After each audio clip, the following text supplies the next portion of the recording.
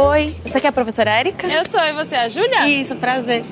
Esse aqui é o Pedro, ele também é aluno do SEJA. E a gente está fazendo um trabalho sobre sociologia. Você pode ajudar a gente? Eu posso, sim. Vamos sentar ali naquele banco para conversar um pouquinho? Vamos. Então tá bom. Bom, e para começar, a gente precisa saber o que é sociologia. Bom, sociologia é uma ciência humana, assim como a história, a geografia, a antropologia. Ela se preocupa em estudar o viver em sociedade. Como é que as pessoas se relacionam com o coletivo e com cada um dos grupos dos quais fazem parte. Também as relações de trabalho, os posicionamentos políticos, todos são temas da sociologia. É muito importante para a sociologia compreender os contrastes sociais. Como é que convive a miséria e a pobreza de uns, o luxo e a riqueza dos outros. E construir um pensamento crítico sobre essas questões. E quando a sociologia nasceu? Bom, a sociologia nasceu no século XIX, mas ela é resultado de um processo bem anterior, que foram as transformações da Revolução Industrial no século XVIII. Eu vou dar uma aula agora. Vamos comigo? Vamos lá. Eu tenho uns vídeos aqui comigo que podem ajudar a gente a compreender um pouco como era a sociedade naquele tempo e todas as transformações que foram acontecendo.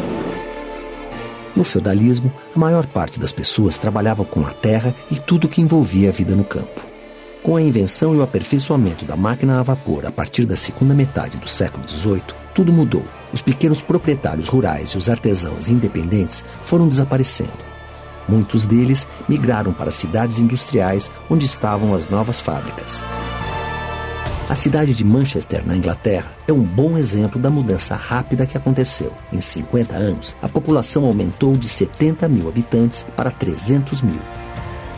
E tinha lugar para tanto migrante nessas cidades industriais? Aí que tá, não tinha nem lugar e nem trabalho. Eram muitas mudanças e muito aceleradas, né? Nos padrões sociais, o sistema econômico, o sistema político, as novas tecnologias, o capitalismo se desenvolvendo rapidamente. Por isso é que se chama revolução. A sociedade se transformou completamente, profundamente.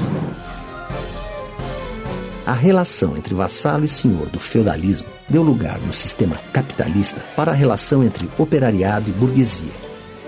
Os burgueses eram donos dos meios de produção, ferramentas, máquinas e matéria-prima. Os operários não eram empregados fixos e, assim, tinham que conseguir a cada novo dia um lugar para trabalhar. E como não havia nenhuma lei que regulamentasse o trabalho nas fábricas como acontece hoje em dia, a jornada naquela época era de 14, 16 horas.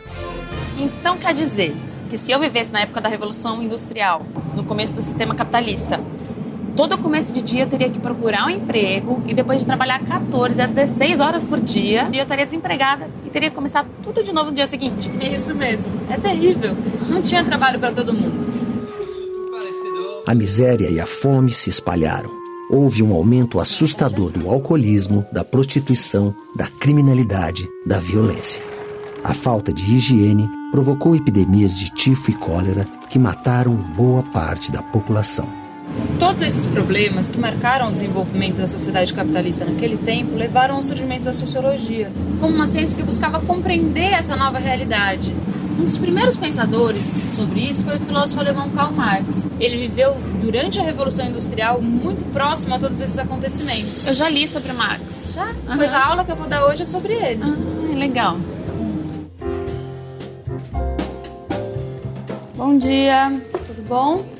Gente, isso aqui é a Júlia, esse é o Pedro, que eles estão fazendo um vídeo sobre a sociologia. E a aula de hoje é sobre o Karl Marx. O Marx foi um dos mais importantes pensadores das questões sociais. É por isso que a contribuição dele para a sociologia é também tão importante, né? A Júlia vai contar um pouquinho o que ela sabe pra gente sobre ele. Eu sei que quando ele nasceu, no século XIX, a Revolução Industrial já tinha começado. E que, apesar do Karl Marx ser alemão, ele viveu a maior parte da vida dele na Grã-Bretanha.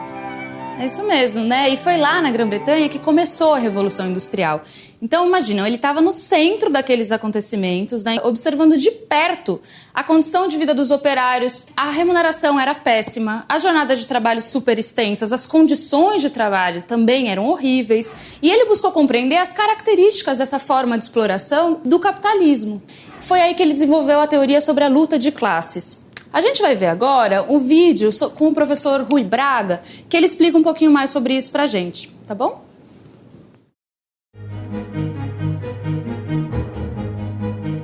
Na medida em que Nesse período você tem um processo de muita mudança, muita transformação na sociedade, nas relações sociais, e ele vai concluir que a sociedade muda. Por quê? Porque o capitalismo é uma força social muito poderosa e dinâmica.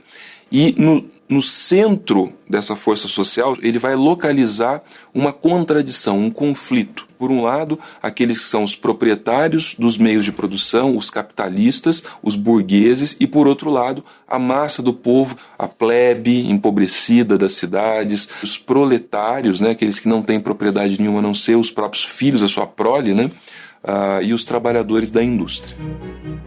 Ele diz o seguinte, olha, quanto mais a empresa procura ter lucro, porque ela precisa fazer frente à concorrência, mais desigualdade isso vai criar em termos sociais. Por quê? Porque ela vai precisar ficar com uma parte cada vez maior desse excedente, explorando a outra parte que trabalha, e consequentemente, como você tem uma acumulação numa ponta, você tem o quê? Você tem um empobrecimento e você tem, vamos dizer assim, o aumento da desigualdade na outra ponta.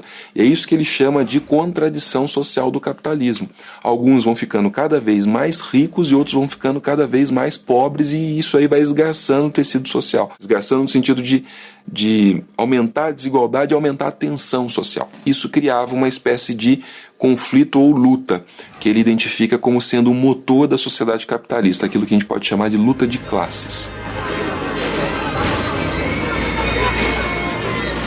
Então o pensamento do Marx é um pensamento que nós costumamos dizer, né, um pensamento de emancipação. Ele vai buscar construir uma teoria e uma prática social que procure organizar as pessoas na direção da emancipação social. É a ideia, por exemplo, do socialismo, do comunismo, como, vamos dizer assim, a forma de resolver aquelas contradições num sentido progressista, num sentido de transformação, de melhoria, de socialização da propriedade, no sentido, vamos dizer assim, de libertação das pessoas.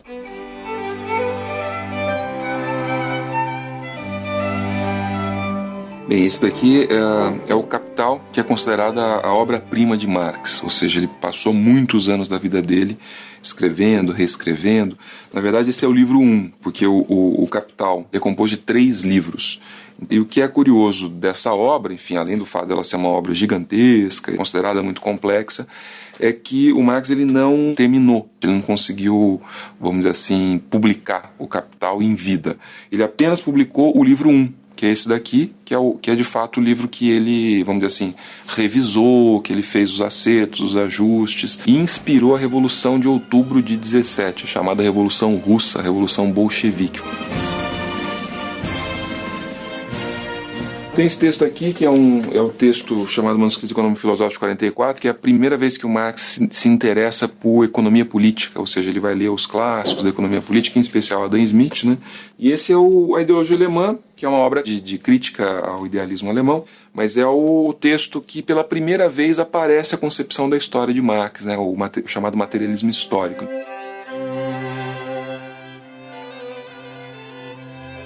E aí, gente, gostaram de conhecer um pouco mais sobre o pensamento de Karl Marx? Mas e os outros pensadores clássicos da sociologia? Então, esse é o nosso próximo assunto. Você não pode deixar de ver o vídeo. Estaremos juntos novamente para conhecer mais sobre a sociologia. Até lá!